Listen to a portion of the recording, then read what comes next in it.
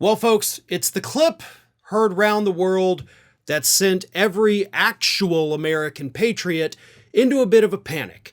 During an interview with Sean Hannity this week, Donald Trump admitted that if he gets back into office, he will in fact be a dictator, although he swears just for a day.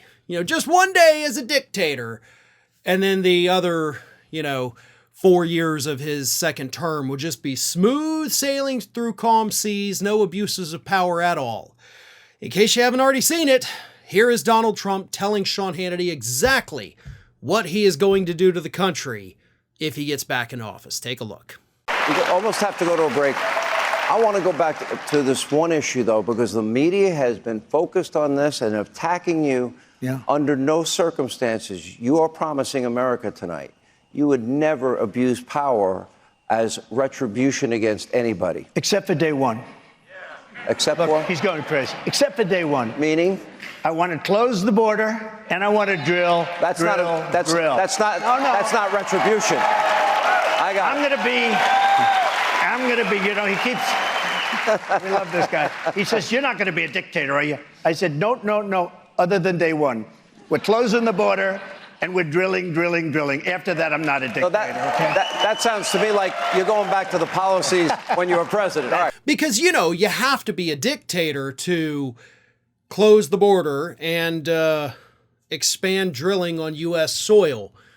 No, actually you don't. And that's the part of the conversation that I think pretty much everybody has missed in their analysis of what happened on Hannity's program this week. Donald Trump can actually do those things just as president of the United States, either through executive order or through his cabinet people. He does not have to be a dictator to, stop whatever it is he wants to stop or thinks he can stop at the southern border. He doesn't have to be a dictator to open up federal lands for fossil fuel exploitation.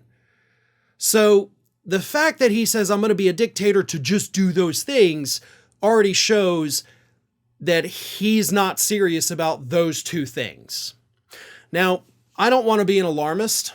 That's not who I am. I don't like to put people in a state of panic. But if there were any one statement that I had to point to show why Donald Trump should never be trusted with power again, that would be it. Like 100%. Because this is what most of us have been warning everyone about for over a year now.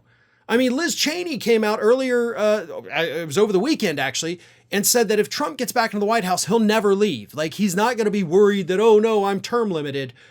We know, because they've laid out the plans, and his allies, Steve Bannon and Kash Patel, explained it in detail in an interview this week, that the goal, Project 2025, Heritage Foundation, all that, is to stack the federal government top to bottom, they said, those are their words, top to bottom, with Trump loyalists who will make sure that he has the absolute power to do absolutely anything. So this dictator for a day crap? No. He wants to be dictator for the rest of his life.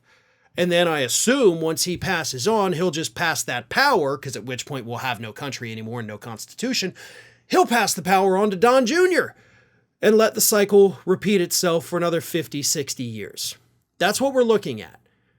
And don't even think for a second that this is alarmism or this is hyperbole. They are spelling it out for us. They are literally now shouting it at us that this is what they're going to do. Abuse the power, shred the Constitution, not give a damn about the rule of law, persecute their political enemies, round them up, lock them up. And they have literally said they will do these things with their own mouths, in their own words. So it's not far-fetched anymore. This is literally what they're promising they're going to do.